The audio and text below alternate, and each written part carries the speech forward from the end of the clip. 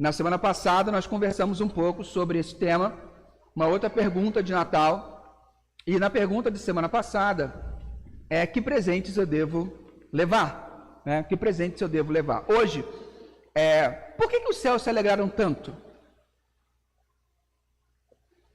Por que os céus se alegraram tanto com esse negócio de Natal? Você sabe me dizer? Você consegue perceber? É sobre isso que a gente vai falar, tá? E eu espero tirar algumas dúvidas de vocês na mensagem de hoje. A frase do Tim Keller diz assim: Natal nos lembra que Deus não veio apenas para os religiosos ou poderosos, mas para os humildes e pecadores.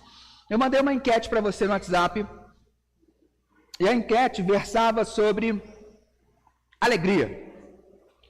O que mais traz alegria ao seu coração nessa época de Natal? Eu sei que Natal não é tão legal para todo mundo, tá? Eu entendo isso. Natal, para algumas pessoas tiveram experiências ruins no Natal, eu sei disso. Natal não é bom para todo mundo. Eu vim de uma família que tinha muita briga quando tinha festa.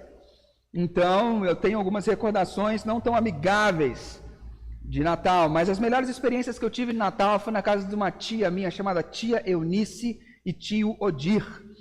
Então, vira e mexe, a gente ia passar Natal na casa deles, lá no Rio de Janeiro, lá em Madureira, e a gente ficava lá, passava até quase o Réveillon lá, a mãe levava a gente ficava lá na casa deles, e era maravilhoso, porque era assim, era tudo que eu esperava que o Natal pudesse ser em família. Então, foram as melhores experiências que eu tive na minha vida de Natal, foi nessa casa da tia Eunice e o tio Odir. O que mais traz alegria ao seu coração nessa época de Natal? Opção A, estar com a família. Opção B, ver alguém feliz. C, receber uma boa notícia. Ou D, outro. Esse outro, tipo assim, está longe de todo mundo. Tem gente que é assim, né? Que é melhor estar longe de todo mundo. O que te traz mais alegria? A maioria votou aqui estar com a família, né? Você gostaria de compartilhar um pouquinho sobre isso? Eu te dou um minuto para você falar sobre a importância disso, a importância da sua resposta, por que você respondeu isso. Eu acho que acrescentaria muito a nossa reflexão. Você gostaria de falar sobre isso? Quem gostaria? Levanta a mão. Um de cada vez, gente, porque não dá. Então, temos outra pessoa, por gentileza. Eu acho que eu vim pensando nisso, né? Numa sentido onde você mandou a mensagem, eu fiquei pensando sobre isso, porque nem todo Natal para todo mundo é bom, mas tipo, eu venho ressignificando essa data, porque é uma data que era muito importante para minha mãe, e a gente passava sempre em família, mas a minha mãe sempre fazia questão do Dia das Mães e no Natal. Essas eram duas datas. E com algum tempo eu passei muito entristecida, não querendo fazer nada, e o quanto que eu venho ressignificando esse dia, esses momentos, para que seja de estar com a família, de estar com pessoas que eu amo e vislumbrar esse momento com adoração a Deus, mergulhar um pouco nesse sentido. Legal, bacana. Alguém mais gostaria de compartilhar? Quem mais? Só mais uma pessoa. Gente, um de cada vez, devagar, sem briga, por favor. Alguém mais gostaria de compartilhar? Não? Ok. Eu sei que você queria, mas você fica com vergonha, mas tudo bem. Uma hora você perde. Para alguns de nós, ter que ressignificar é muito importante ter que ressignificar esse momento, esse espaço, porque alguns de nós construiu família. E quando a gente constrói família com outra pessoa, essa pessoa talvez não traga as mesmas tradições que nós. E aí fica difícil você encaixar. Alguns tem que fazer a divisão, Natal na casa da minha mãe, Ano Novo na casa da sua mãe. Né? Tem que dividir. No ano que vem, então, Natal é com a minha família e Ano Novo com a sua. Que a gente tem que dividir. Tem alguns que não têm mais pessoas na família, tipo eu e a Sabrina, somos só nós dois. Então, Natal, a gente às vezes passa na casa de amigos, às vezes a gente passa na casa da mãe, Réveillon também, a gente vai ajustando isso. Porque quando você tem filhos, é instintivo você começar a criar essa cultura. Quando você não tem filhos, ou não tem mais filhos ali, vivendo com você, você precisa, então, repensar isso. E cada um vai repensando de uma forma. Alguns gostam de estar com a galera, e ali a gente se perde, né? Porque é um momento em que todo mundo está sensível. E aí, o que normalmente seria 1, 2 cervejas, viram 2 caixas de cerveja. Quem nunca viu dar merda no Natal? Eu falo, gente muito feliz dá ruim. Gente muito feliz dá ruim. E gente muito triste faz besteira também. Então, assim, é uma época que deixa o nosso coração mais sensível. Quem nunca, nessa época do ano, nunca pensou, nunca falou assim, não, eu preciso fazer as pazes. Quem nunca teve o coração mais amolecido, falou assim, não, eu vou levar um presentinho lá, porque aquela miserável me fez mal no tudo, mas pô, é minha irmã, né? Fazer o quê? É meu irmão, né? É a vida. O Natal deixa a gente mais sensível, mas por que o Natal deixa a gente nesse clima? Porque a alegria está conectada com boas notícias. Percebe? No Natal você recebe 13º, a empresa que você trabalha tem recesso, né? Tem recesso, alguns não recebem 13º, porque são autônomos, mas você tem recesso, todo mundo está tudo iluminado, tudo decorado, então você fica nesse clima e nesse ambiente. E aí hoje eu quero mostrar para vocês como que uma boa notícia trouxe alegria aos céus e alegria à terra. Para isso eu quero usar uma personagem que talvez você conheça. Você conhece essa mocinha aqui? Mirabel! Você assistiu Encanto? O desenhozinho do Encanto? Se você não assistiu, não tem problema nenhum, tá? Mas eu vou te explicar. Encanto é uma animação da Disney, lançada, acho que 2 anos atrás, que contava a história da família Madrigal. O nome da família é a família Madrigal. Somos a família Madrigal. É a família Madrigal e os patriarcas dessa família passaram por um grande perrengue, e nesse grande perrengue, o marido, né, o avô da família, não tinha família ainda, mas era só uma mãe e 3 trigêmeos, e ele se sacrifica para proteger a mãe e os trigêmeos. E aí acontece um milagre. As montanhas se fecham, os inimigos vão embora, e eles ganham superpoderes, ganham dons. E essa avó constrói a família a partir de dons. Eles têm uma casa mágica. E nessa casa mágica, cada um que tem um dom, mora num quarto, com um dom específico. E a cada ano que passa, quando você faz um aniversário, acho que é 13 anos, sei lá quantos anos, se é 8, tem uma idade lá em que você recebe o seu dom. É tipo o batismo, você recebe o dom. E aí quando você recebe o dom, quando você vai receber o dom, a casa abre um quarto dentro, abre uma porta iluminada, e aí no dia para você receber seu dom, você vai lá, abre a maçaneta, você descobre o seu dom e aquilo fica sendo o seu quarto. Basicamente é assim. Só que o problema é que essa família, ela estava passando por um grande problema. Mas como eles eram extraordinários, tinham dons, pessoas especiais, uma era super forte, a outra ouvia à distância, a outra fazia qualquer comida que ela fazia, curava a doença. Então, assim, era uma família cheia de dons. E aí chegou um momento em que a casa queria mandar uma mensagem. Então a casa queria enviar uma mensagem que a família estava desestruturando. E aí a casa escolhe a Mirabel. E a Mirabel era a única pessoa da família sem dons. Ela não tinha dons especiais. No dia dela receber o dom, a porta se fechou, ela não recebeu o dom. E a casa escolhe ela para levar a mensagem de que a família estava desestruturada. Deixa eu abrir um parênteses. Ano que vem, a gente vai lançar um curso. A gente vai lançar alguns cursos aqui na igreja. Tá? Vai ter inscrição para você fazer o curso. O curso vai durar de 4 a 6 semanas. E um dos cursos vai ser sobre família, pautado na família Madrigal. Tá bom? Então a gente vai explorar os personagens, vai explorar bate-papo de casais. Vai ser um curso que a gente está elaborando. Vão ser uns 4 cursos no ano. E um deles vai ser sobre família. E vai ser baseado na família Madrigal. Tá? Então fique esperto aí que a gente vai investir bastante em casamento, vai investir bastante nessas coisas ano que vem. Tá? Vamos usar esse espaço aqui para valer. Então, fechando parênteses. Mirabel é a menina mais improvável para levar a mensagem, porque ela não é especial e ela não é vista como especial pelas pessoas. Consegue perceber? E ela tinha a mensagem mais importante para poder levar para a família. Olha, a família está desestruturando, a casa vai cair, porque a gente está pautando isso em fundamentos errados. Como que ela leva essa mensagem sendo a pessoa menos creditada? O que você faria se você tivesse... Já tem um filme que fala isso. O que você faria se você tivesse a mensagem mais importante do mundo e tivesse 1 minuto para dizer para a pessoa?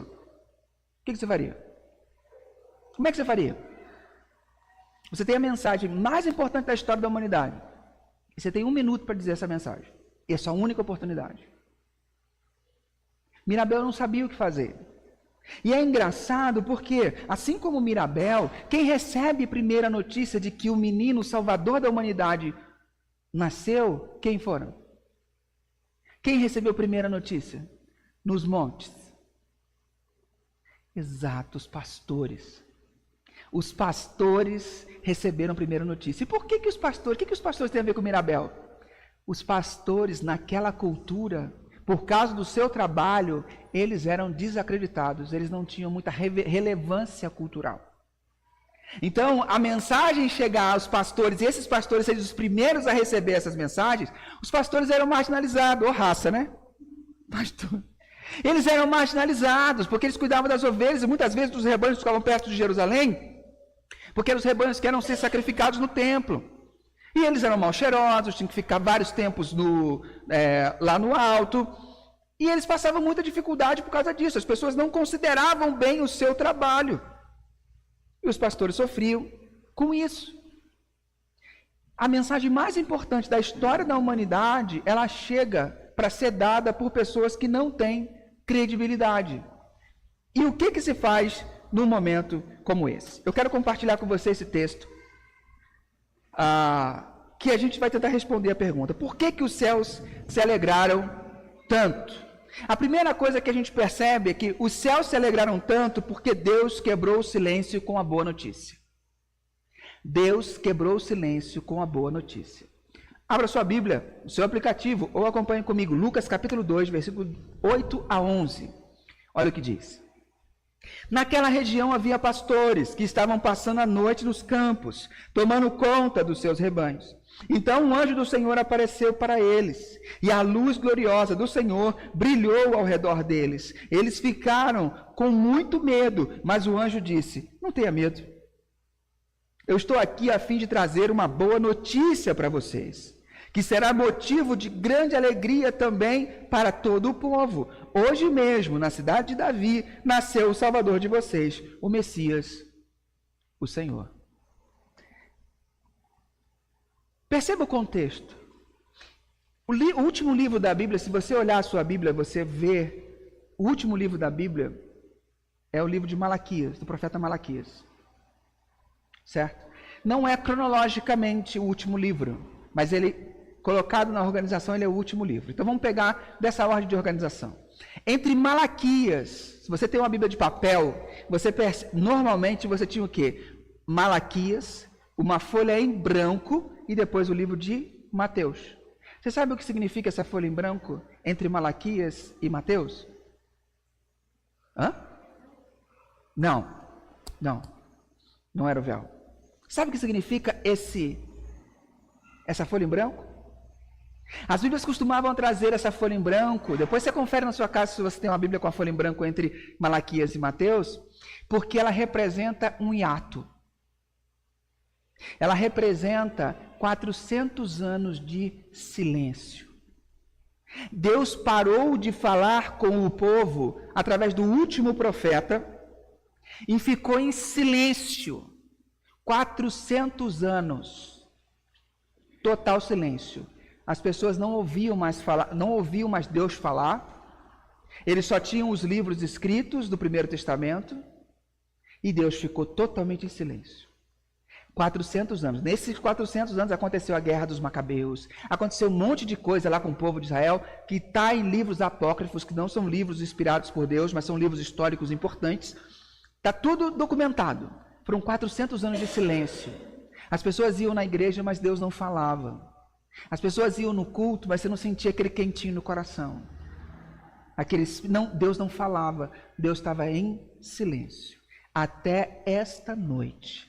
Nessa noite, Deus rompeu o silêncio com uma boa notícia. E como que Deus rompe o silêncio? Através do anjo que diz: não tenha medo, eu estou aqui para trazer uma boa notícia para vocês. Que será o motivo de grande alegria para todo o povo. Hoje mesmo, na cidade de Davi, nasceu o Senhor, o Salvador de vocês, o Messias, o Senhor. Então Deus, o céu se alegra muito no Natal, porque Deus quebrou o silêncio. Deus voltou a falar com a humanidade. E aí depois ele vai voltar a falar através de um profeta, através de João Batista. Então de Malaquias ao João Batista não houve profeta. João Batista foi o último profeta levantado por Deus para essa função. Então de Malaquias a João Batista, mas Deus rompe o silêncio no dia do nascimento do menino. E depois só vai falar 30 e poucos anos depois, através de João Batista. Para você entender a magnitude desse nascimento, para você entender a grandeza, o porquê que os céus se alegraram. E aí ele fala que a luz gloriosa do Senhor brilhou. O que é essa luz gloriosa? Se você assistiu ano passado, você se lembra do The Chosen, no Natal do ano passado que a gente fez, quando a bolsa d'água de Maria, quando a bolsa de estora de Maria, José está olhando para as montanhas e está vendo tipo uma aurora boreal, um negócio assim, brilhando no monte. Que era esse evento que estava acontecendo lá no monte enquanto Jesus estava prestes a nascer. Ali era a glória do Senhor. E essa glória que acontece é um termo, ela remete ao termo do Primeiro Testamento chamado Shekinah. Se você tiver curiosidade, leia Êxodo capítulo 24, do 16 ao 17. Anota aí, Êxodo 24, do 16 ao 17. Vai falar sobre a Shekinah, a glória de Deus que descia no povo, quando o povo se reunia. Então, é mais ou menos isso que está acontecendo com esses pastores ali. A glória de Deus chegou. E ele fala o quê? Eu tenho um evangelho para você. A palavra grega que ele usa é evangelion. Eu tenho um evangelion para você. E o que é evangelho? Uma boa notícia. Eu tenho uma boa notícia. E qual é a notícia? Que o anjo está trazendo, que o céu rasgou, abriu para falar para a humanidade. Vai nascer o Salvador de vocês, o Messias, o Senhor. Os céus se abrem e se conectam com a terra naquele momento. O nascimento de Jesus é um evento cósmico. Não é um evento singelo, bonitinho, de uma manjedoura. Não, o céu se rasgou. Deus voltou a falar. Isso você vê a magnitude desse dia. Deus voltou depois de 400 anos a falar com o povo e fala: eu tenho um evangelho para você. E essa palavra era só usada para anúncios imperiais. Quando você usava eu tenho um evangelho para você, era só anúncio de imperiais, do grande soberano. E é a palavra que Lucas usa, porque o grande soberano estava a nascer. E ele usa 3 palavras para falar sobre Jesus: o Salvador, o Messias e o Senhor. Remete a 3 aspectos da vida de Jesus. O Salvador é aquele que resgata. É aquele que nos resgata. Porque nós estávamos desconectados de Deus por causa do pecado da humanidade. E por causa disso, nós não tínhamos como falar com Deus, nos aproximar de Deus, ser aceitos por Deus. Deus teve que abrir e rasgar o céu e vir à terra como homem para reatar essa relação. E por isso, quando Ele paga o preço pelos nossos pecados, Ele é nosso Salvador. E Ele é o Cristo, ou seja, o Messias. Cristo significa o ungido, o escolhido. Cristo não é sobrenome de Jesus. Cristo é um título. Está entendendo? Cristo é um título. Então, Ele é o Messias, o enviado, o esperado, o ungido de Deus. E Ele também é o Senhor, é o Kyrios, é a divindade, é a autoridade. Ele é o Senhor da vida, Ele é o dono. Ele é o dono do pedaço. Ele é quem manda. Nasceu quem manda. Os anjos estão dizendo o seguinte: olha, a partir deste momento, o jogo mudou. O jogo mudou. Porque a humanidade estava toda perdida. Agora tem um sujeito que nasceu e que ele tem o poder de mudar tudo, inclusive o seu destino eterno. A partir deste nascimento, as pessoas poderiam começar a perder o medo da morte. Perder o medo da morte. A morte não tinha mais a palavra final sobre a vida das pessoas. Por quê? Porque o Salvador, o Redentor, o Messias, o Senhor nasceu. Você já viu aquele ditado, né? Na vida tem jeito para tudo, menos o remédio para a morte nasceu. O remédio para a dor, para a tristeza, para a decepção, para a angústia, nasceu. É Ele. É isso que os céus estão dizendo. E aí, para a gente poder entender o que é essa glória, o C.S. Lewis vai dizer para a gente algo interessante. A glória é a manifestação da beleza e perfeição de Deus, algo que gera admiração e desejo. Quando ele fala que a glória de Deus, a luz gloriosa do Senhor brilhou, a glória brilhou, o Lewis está dizendo que era uma característica de Deus que apareceu, que cativava as pessoas, que assustava as pessoas ao mesmo tempo.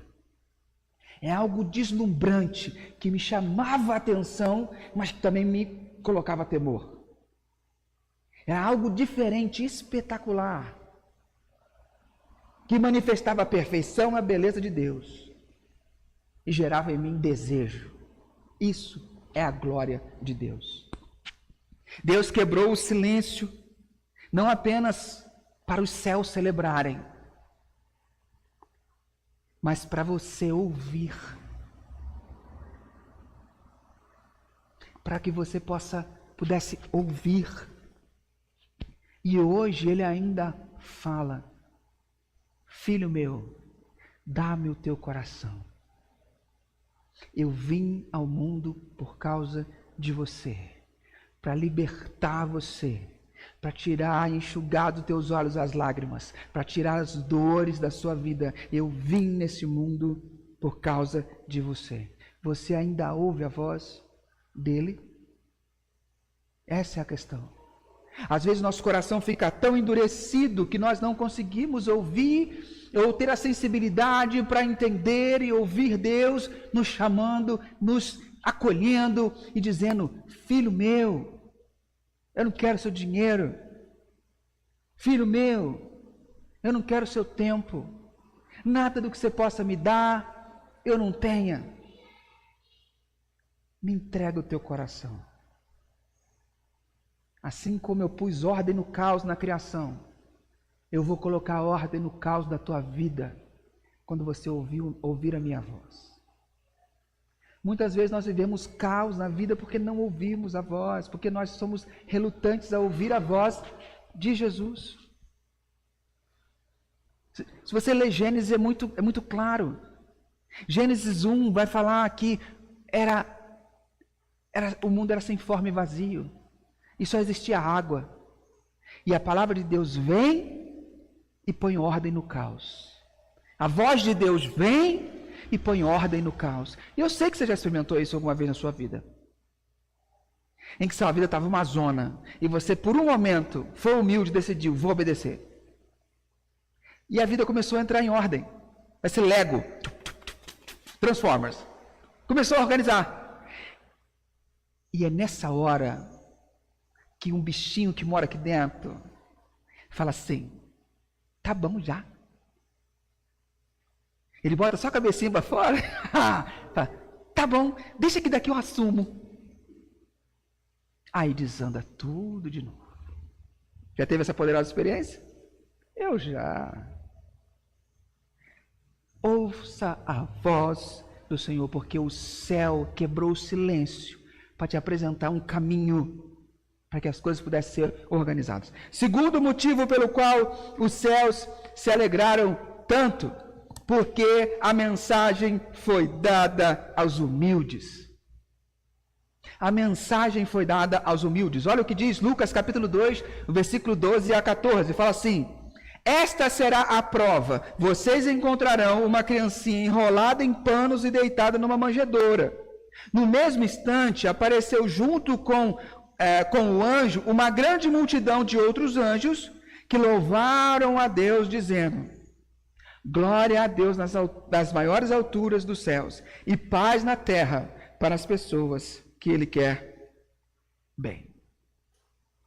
Glória a Deus nas alturas e paz na terra aos homens de boa vontade, depende da tradução que você tiver. Esse canto dos anjos é conhecido na tradição da igreja, que é chamado de Gloria in excelsis Dei. Glória a Deus nas alturas. Cara, os pastores marginalizados foram escolhidos para receber essa mensagem. Eles receberam essa mensagem, eles foram escolhidos para ouvir essa mensagem e anunciar essa mensagem também. Sabe o que eu vejo quando você analisa as coisas com cautela? Que isso é um padrão. Isso é um padrão. Olha só, como é que era a mulher tratada nessa época? A mulher, você sabia que a mulher não servia de testemunho em tribunal nessa época? Porque a sua palavra não podia servir de testemunho. A mulher, por ser mulher, ela não era uma testemunha crível. Ela não podia testemunhar. A mulher era dependendo da cultura, se for a cultura grega, dependendo da área da cultura, eles falavam assim: mulher é um animal falante. Já na cultura hebraica não era muito assim, mas a mulher era de segunda classe. Você percebe que você não vê, era proibido falar com mulheres no dia, com outras mulheres, os homens interagindo com as mulheres. Quando Jesus faz aquilo no poço, os discípulos ficam boladões, mas ninguém abre a boca, porque é Jesus, mas eles ficam bolados, falam: o que é isso? Jesus está falando com a mulher aqui no meio do dia. Complicou, hein? Mas os caras fecham, mas na cabeça deles estava todo mundo bolado, porque não era comum. Certo? Agora eu te pergunto, quando Jesus ressuscitou, quem foi a primeira pessoa a vê-lo?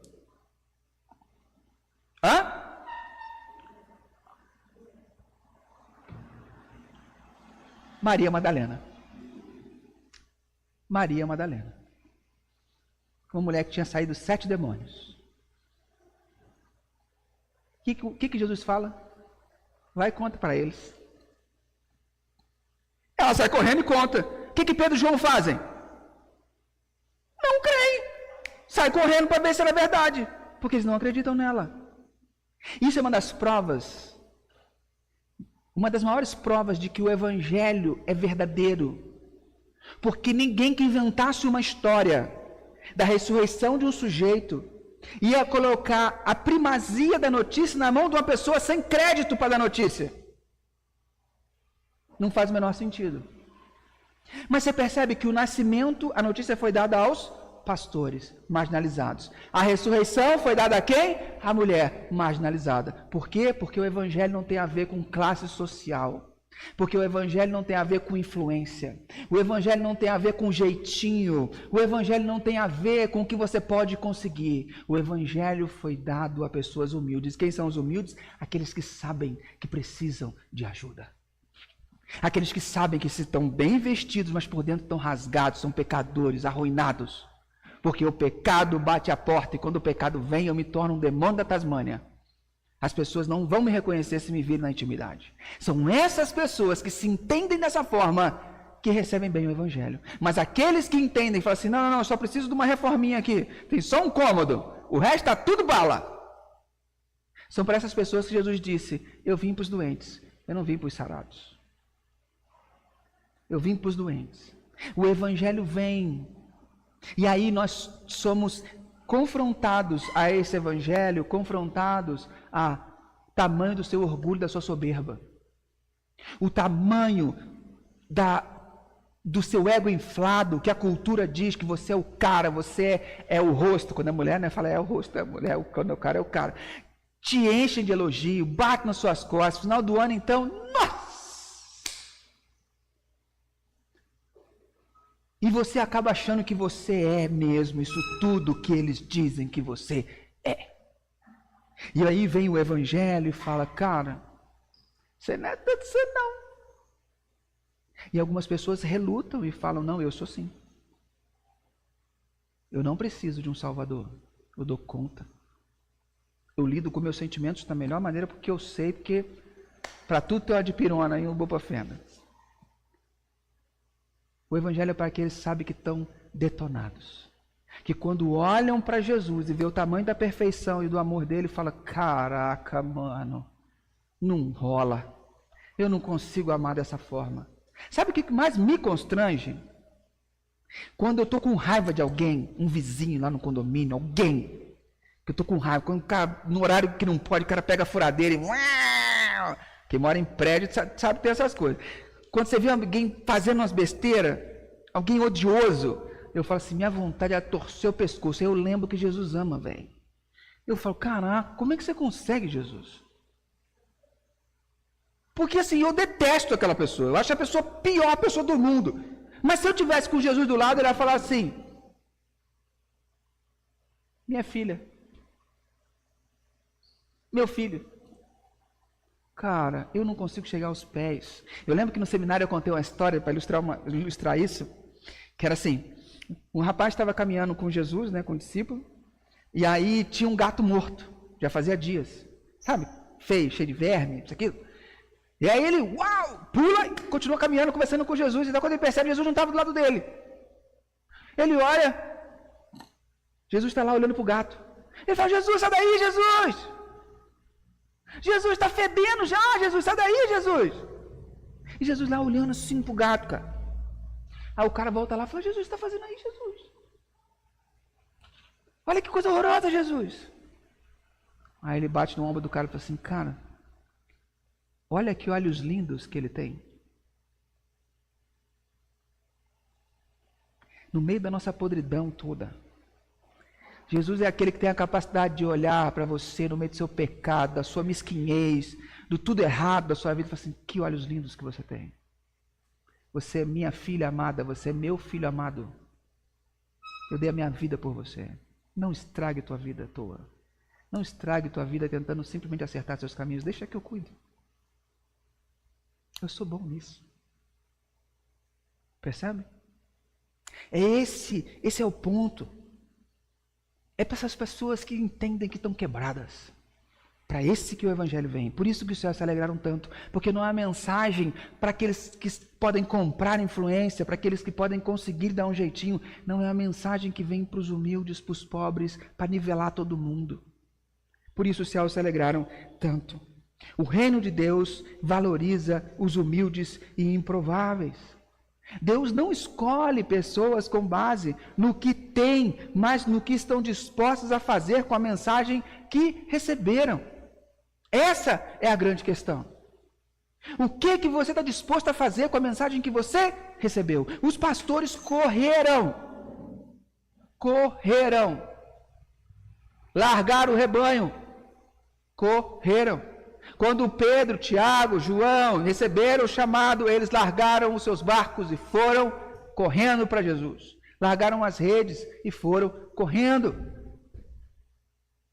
A mensagem de Jesus tem a ver com isso. O que a gente faz quando a gente recebe essa mensagem? Quando ele fala glória a Deus nas alturas, nas maiores alturas, não é apenas um louvor, mas uma declaração do impacto cósmico do nascimento de Jesus.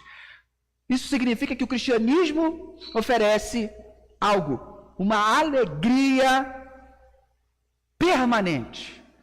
Não é uma felicidade, mas uma alegria permanente, diferente da felicidade circunstancial que a cultura busca. O anúncio é uma reversão dos valores. A glória de Deus e a paz na terra estão disponíveis aos humildes e aos que reconhecem a sua necessidade de graça. Está disponível a partir daquele momento. E ele fala, glória a Deus nas alturas. E a fala ainda continua, paz na terra. Paz na terra. Essa paz remete ao shalom, a palavra hebraica shalom, que significa paz completa, espiritual, social e relacional. É isso que Jesus veio te dar. Não é ausência de problema. Mas é equilíbrio quando o bicho estiver pegando e fala assim, não, vem aqui, vamos resolver, senta aqui. Não, não é assim que faz, é assim. Você já viu alguém assim? Você está desesperadaço. desesperado, aconteceu um negócio, ou com um filho, ou com alguém que você não sabe o que fazer. Mãe de primeira viagem acontece muito isso, né? Desesperado, meu filho engasgou, meu filho caiu, não sei o que. Aí vem uma pessoa experiente e fala, não, senta aqui. Olha, funciona assim, assim, assim, assado. Fica tranquila, tá tudo certo. Tá tudo bem. Aí você se acalma. Isso é paz. Não é a ausência do problema, mas é você entender que Deus está no controle de todas as coisas. É paz completa, é espiritual, é social e relacional. O mundo pode estar quebrando o pau, está cantando. O pau está cantando na casa do Noca. Tá tudo, tá, beleza. Vamos batalhar, amarra a cara, acorda de manhã, vamos fazer o que tem que ser feito. Por quê? Porque o resultado não vem só do meu trabalho. O resultado vem daquele que está acima de mim, aquele que olha por mim a milhas de distância do que eu estou vendo. Eu vejo 5 passos, ele vê 10 quilômetros. É ele que está cuidando. Então, se eu tenho que dar 5 passos hoje, os 5 passos serão dados. É diferente daquele que é relaxado. Aquele que não... O meu barbeiro, ele fala uma coisa para mim.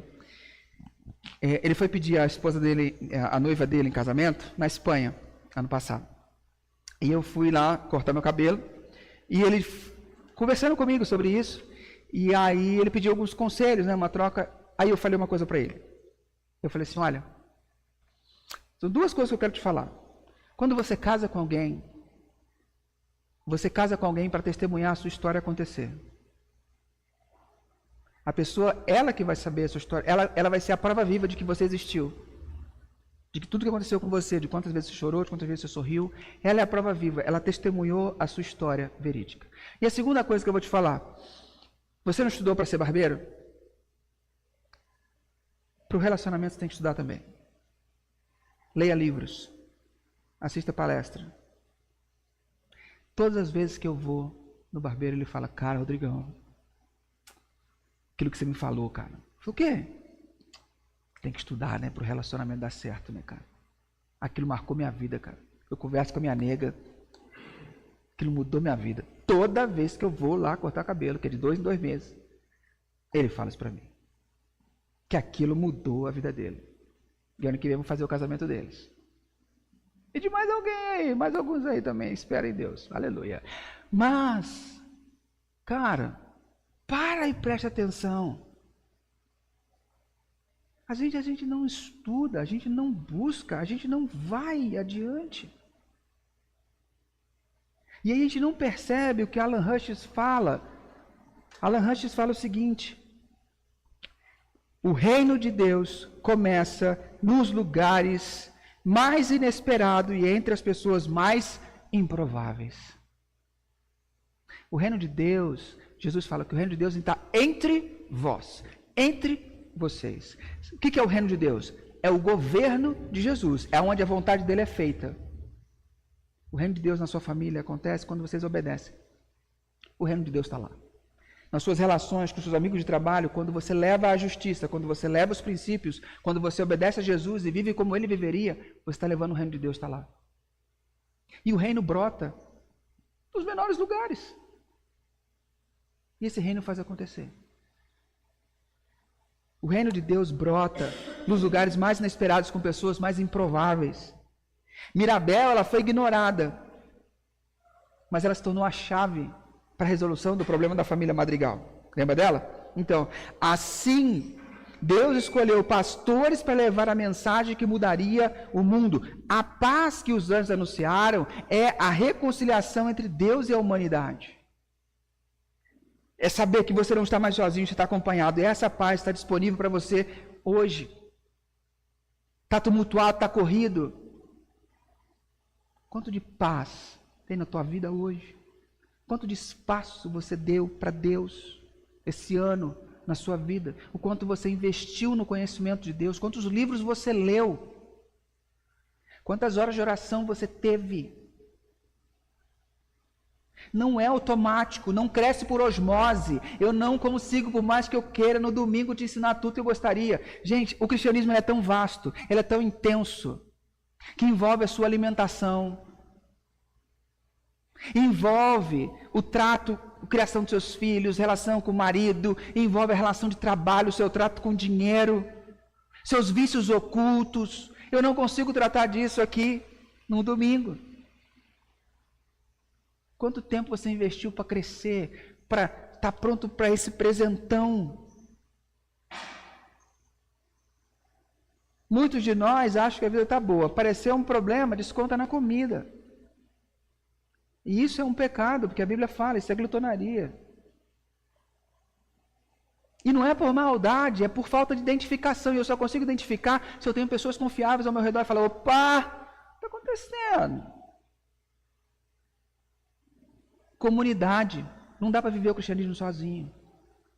É por isso que a gente está se empenhando para que no que vem a gente tenha grupo pequeno, ambientes seguros para que você possa compartilhar e crescer. Ambiente de confissão, onde você pode falar, na medida que você vai ganhando confiança dos seus pecados, das suas falhas, as pessoas acolherem e orarem por você, não precisar viver com máscara o tempo todo, achando que todo mundo acha que você não peca. Deixa eu dizer uma coisa para você. Você é pecador, viu? E a gente sabe. A gente sabe. Todo mundo aqui sabe que você é pecador. Todo mundo sabe. Se você não entendeu essa dinâmica ainda, alô, todo mundo sabe que você é pecador e pecadora. E eu também. Todos nós precisamos desse perdão e redenção de Jesus. Nunca entre por essa porta achando que as pessoas têm uma visão superestimada de você, porque você é o tal, a tal. Não, todo mundo sabe que você é uma pecadora perdoada. Um filho amado, uma filha amada. É isso que nós somos.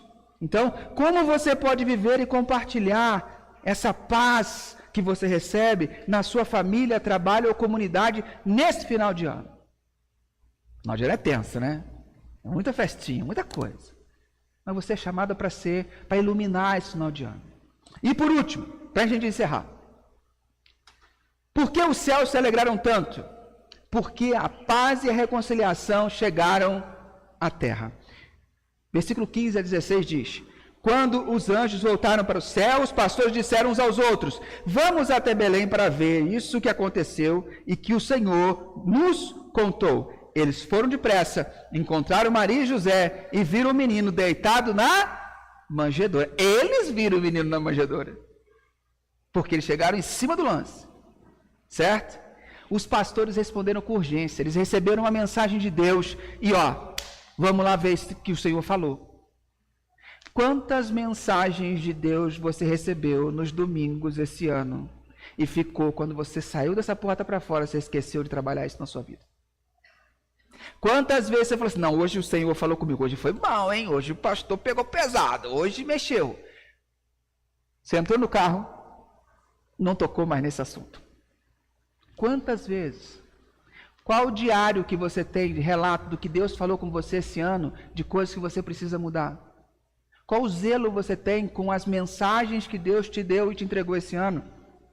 Quais foram as propostas que Deus falou assim, filho, vamos mudar isso. Vamos mudar isso. E há anos você não mexe nessa situação. Os pastores receberam a mensagem e foram diretos para lá. A alegria do Natal, ela é transcendente, baseada no evento central, o nascimento do Salvador. E Tim Keller vai falar bem sobre isso, quando ele fala, a alegria do Natal não depende do que acontece ao nosso redor, mas do que aconteceu em Belém. Nada do que acontece ao seu redor vai tirar de você a alegria do Natal. Nem a sua história, nem as tragédias que aconteceram nos natais passados, nem os desavenças que aconteceram esse ano, nada tira a alegria que o Natal dá, porque não tem a ver com a sua vida, tem a ver com o que Deus fez lá em Belém. Jesus, ele não veio apenas para ser adorado, ele veio para transformar vidas e trazer reconciliação, para reatar nossa relação com Deus. E aí, hoje eu te digo e te pergunto, você está disposto a se aproximar dele e deixar que ele transforme a sua história? Porque ele tem planos e projetos para você. E aí eu desafio você a comprometa-se a ser um mensageiro de paz e reconciliação nessa semana. Aproveite as oportunidades de paz e leve a paz. E eu vou te dar um desafio prático. eu concluo essa mensagem dizendo que os céus se alegraram porque Deus quebrou o silêncio com a boa notícia, porque Ele escolheu os humildes para recebê-la e trouxe paz e reconciliação à terra. Nesse Natal, o que vai alegrar o céu e a terra em sua vida? E meu desafio para ti é, escolha um ato de reconciliação. Perdoar alguém, oferecer ajuda ou compartilhar a boa notícia. Escolha um ato prático e faça. Tem alguém que você precisa perdoar? Cara, se você pensar em perdoar, não pense se a pessoa merece, tá? Ela nunca vai merecer o seu perdão. Nunca. Não é essa a questão. Se vier alguém na sua mente para perdoar, não é que ela mereça. Não, perdão não tem a ver com isso. Perdão não tem a ver com o outro, perdão tem a ver com a gente. O perdão está no caminho da cura. Eu perdoo para ser curado. Perdoar é abrir mão. Eu gosto da ilustração do livro A Cabana, quando o papai explica para o Mackenzie e fala, o que é perdoar o assassino da filha dele? Ele fala, é você acordar todos os dias com a mão no pescoço daquela pessoa e tirar. E não esganar. E não fazer justiça com as próprias mãos. E não querer a vingança. Isso é perdoar. É constantemente, todos os dias, você acordar e abrir mão do seu direito de justiça. Abrir mão do seu direito de vingança. Isso libera o teu coração, porque quando já dizia alguns autores que o não perdão é tomar um copo de veneno, golinho diariamente. Porque isso apodrece o teu coração, não o outro. O outro não está nem aí, você, vida que sai. Mas você precisa liberar o perdão. Abrir mão do seu direito, assumir a perda, liberar a pessoa. Talvez seja isso que você tenha como desafio, oferecer ajuda a alguém que está numa dificuldade, alguém que está precisando, oferecer ajuda ou compartilhar a notícia do Evangelho. Pode usar essa mensagem que você ouviu hoje para compartilhar com a pessoa esses 3 pontos. Faça da paz e da alegria de Cristo o centro da sua celebração de Natal, e não as Heineken que você vai tomar. E não os vinhos com Toro que você vai tomar. Não, isso não é o que vai te dar alegria. O que vai te dar alegria é o que aconteceu em Belém. É você ir para a ceia de Natal sabendo que o aniversariante está à mesa. É você se lembrar dele. E na hora em que todo mundo não souber o que falar, talvez você seja o único. Que vai falar assim, eu quero falar alguma coisa, vamos fazer um brinde. E você puxa um brinde. Fala palavras de vida, palavras de saúde, palavras de bênção, palavras de evangelho para aquela mesa, porque talvez no ano inteiro elas não tiveram oportunidade de ouvir, mas naquele momento Deus levou você como pastora que estava no campo, desfavorecido e desacreditado, te levou para aquela mesa, para aquela roda de conversa, para que você levantasse a taça, levantasse o copo, pegasse a palavra e fosse boca dele para aquelas pessoas, para que a glória de Deus nas alturas e a paz na terra chegasse àquelas pessoas. Esse é o teu desafio no dia de hoje. Por que os céus se alegraram tanto? Por isso. Porque a boa notícia chegou até nós. Esse é o meu desafio para você. E eu quero orar pela tua vida. Eu quero só que você ponha a mão no teu coração. E eu quero orar, mas uma oração de envio para você. Eu quero enviar você. Para que nesse Natal você seja como esses pastores que receberam a mensagem de Deus e você vai fazer diferença na semana do Natal, na ceia do Natal, onde você estiver. Eu quero abençoar e enviar você. Vamos orar. Pai querido, em nome de Jesus, assim como os anjos cantaram naquela montanha e a mensagem chegou aos pastores marginalizados, desfavorecidos, assim como nós chegaremos em algumas mesas nesse Natal, desacreditados, sem muito conceito, sem muito crédito para serem ouvidos. Mas agora, Pai, eu queria pedir que o Senhor abençoasse os teus filhos, que nós sejamos como aqueles pastores que levam uma boa mensagem. Nos dê a oportunidade, nos faça sentir o momento correto e naquele momento dá-nos as palavras que devemos falar, mas eu envio o teu povo, os teus filhos, para serem tochas, para serem luzes em cada mesa, em cada ceia de Natal, em cada ambiente de confraternização que eles tiverem. Que o Seu Espírito Santo os provoque as pessoas a pedir para cada um aqui, Deus, fazer uma oração, um agradecimento, ou dar alguma palavra, e que nessa hora nós não recusemos, nós não recuemos, nós possamos abraçar o desafio e saber que nós não estamos sozinhos, que naquele momento o Senhor estará conosco. Empodere cada um dos meus irmãos e das minhas irmãs, para que a luz alcance, a glória a Deus nas alturas e a paz na terra alcance todos os queridos. Queremos estar em sintonia contigo, Deus, para fazer o que o Senhor quiser falar, para fazer o que o Senhor quiser fazer. A gente quer estar junto. Eu envio meus irmãos e peço a capacitação por eles, em nome de Jesus. Amém. Amém. Deus te abençoe, queridos. Eu quero despedir do pessoal que está em casa. Deus te bendiga. E eu de verdade, você vai lembrar de mim.